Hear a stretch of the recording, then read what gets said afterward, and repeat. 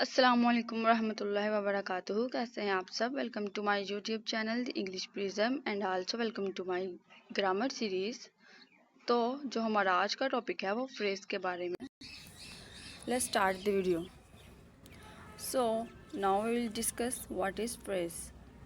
A phrase is a group of words that work together as a single grammatical unit within a sentence but do not form a complete thought because they lack both a subject and a predicate.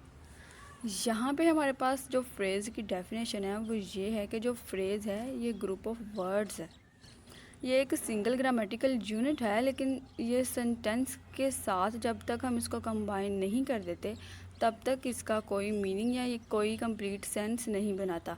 जैसे हमने sentence में पढ़ा था कि वो भी group of words हैं, लेकिन जब उनको प्रॉपर तरीके से अरेंज किया जाता है तो वो एक सेंस बनाता है, तब हमारे पास जाके एक सेंटेंस बनता है। लेकिन फ्रेज़ में भी हमारे पास क्या है कि ग्रुप ऑफ वर्ड्स तो हैं, लेकिन जब तक इनको हम कंबाइन नहीं कर लेंगे किसी प्रॉपर सेंस वाले सेंटेंस के साथ तब तक इसका कोई भी मीनिंग नहीं हमारे पास बनता। इसका मतलब ये है कि इसमें ना ही तो सब्जेक्ट होता है ना ही कोई वर्ब होता है। यहाँ पे एक एग्जांपल है हमारे पास, अ पीस ऑफ केक। इसका मतलब है कि कोई भी छोटा सा काम, आसान सा काम करने के लिए जब हम यूज़ करते हैं इस लफ्ज़ को तो कहते हैं a piece of cake. Second one is raining cats and dogs, it refers to heavy rainfall. तो फ्रेज़ हमारे पास क्या है, ग्रुप ऑफ वर्ड्स हैं। ये एक सिंगल ग्रामेटिकल यूनिट तो है, लेकिन ये इसकी कोई प्रॉपर सेंस नहीं होती जब तक हम इसको किसी भी सेंटेंस के साथ कंबाइन नहीं कर देते। और इसके पास ना ही तो कोई सब्जेक्ट होता है ना ही कोई वर्ब होता है, यानी कि प्रेडिकेट और सब्जेक्ट नहीं होता है। जो कि हमने पार्ट्स पढ़े थे सेंटेंसेस के, तो फ्रेज़ के वो पार्ट्स नहीं होते। अब हम फ्रेज़ की टाइप्स के बारे में पढ़ेंगे। फ्रेज़ की हमारे पास 5 टाइप्स हैं। सबसे पहली noun phrase, then verb phrase, prepositional phrase, adjective phrase and gerund phrase.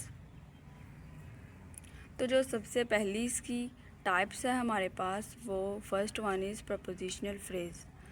Prepositional phrase क्या है हमारे पास, इसमें हम पोजीशन के बारे में बताते हैं लेकिन उसको मॉडिफाई कर देते हैं।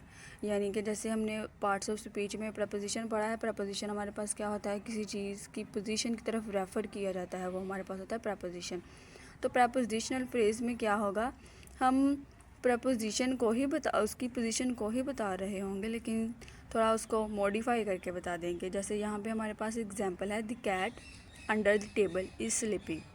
अब यहाँ पे हमारे पास अगर हम प्रपोजिशन को देखें तो वो हमारे पास अंडर है, लेकिन यहाँ पे अंडर द टेबल इसको थोड़ा मॉडिफाई कर दिया है पोजीशन को कि टेबल के नीचे। तो ये हमारे पास बन गया है prepositional phrase.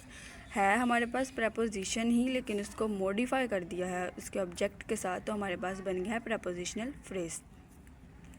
Second one is noun phrase, a noun and words that modify it.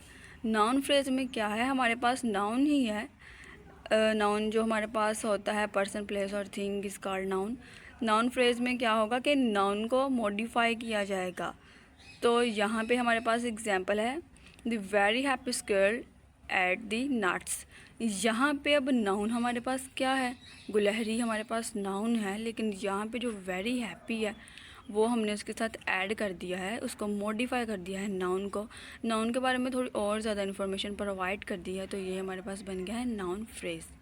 यानी कि कोई भी चीज़ हमारे पास होगी, जैसे नाउन होगा, एडवर्ब होगा, एडजेक्टिव होगा, उसको मॉडिफाई कर देंगे, यानी उसके रिलेटेड हम थोड़ी सी और इन्फॉर्मेशन प्रोवाइड कर देंगे, तो वो हमारे पास बन जाएगा phrase. Third one is adjective phrase. Adjective phrase में क्या है, एडजेक्टिव ही है लेकिन इसको मॉडिफाई किया गया है, और इसको एडवर्ब्स में भी अक्सर बयान किया जाता है। यहाँ पे जो हमारे पास एग्जांपल है, the nuts were really delicious. अब यहाँ पे रियली डिलीशियस क्या है, वो हमारे पास एडजेक्टिव फ्रेज़ है। डिलीशियस तो हमारे पास है ना, ये एडजेक्टिव में आता है डिलीशियस। हम इसकी किसी भी चीज़ के बारे में बता रहे हैं कि वो डिलीशियस है, लेकिन यहाँ पे रियली डिलीशियस यानी कि एडजेक्टिव को हमने मॉडिफाई कर दिया है, तो ये हमारे पास बन गया है एडजेक्टिव फ्रेज़। थर्ड वन हमारे पास है वर्ब फ्रेज़। वर्ब में हमारे पास क्या आता है, कोई भी एक्शन आता है वो हमारे पास वर्ब होता है। तो वर्ब फ्रेज़ में क्या होगा कि वर्ब के साथ जो हेल्पिंग वर्ब होंगे, जो उस वर्ब को हाईलाइट कर रहे होंगे, तो वो हमारे पास होगा वर्ब फ्रेज। जैसे यहाँ पे हमारे पास एग्जांपल है, this girl was quickly bring the nuts. अब यहाँ पे हमारे पास जो वर्ब है वो है बरिंग, लेकिन यहाँ पे हमने इसको मॉडिफाई कर दिया है इसके हेल्पिंग वर्ब के साथ। वो क्या है हमारे पास, वाज क्विकली। तो वाज क्विकली बरिंग हमारे पास फ्रेज बन जाता है, और वो हमारे पास कौन सा है, वर्ब फ्रेज, क्योंकि ये वर्ब को मॉडिफाई कर रहा है, इसलिए हम इसको कहेंगे वर्ब फ्रेज।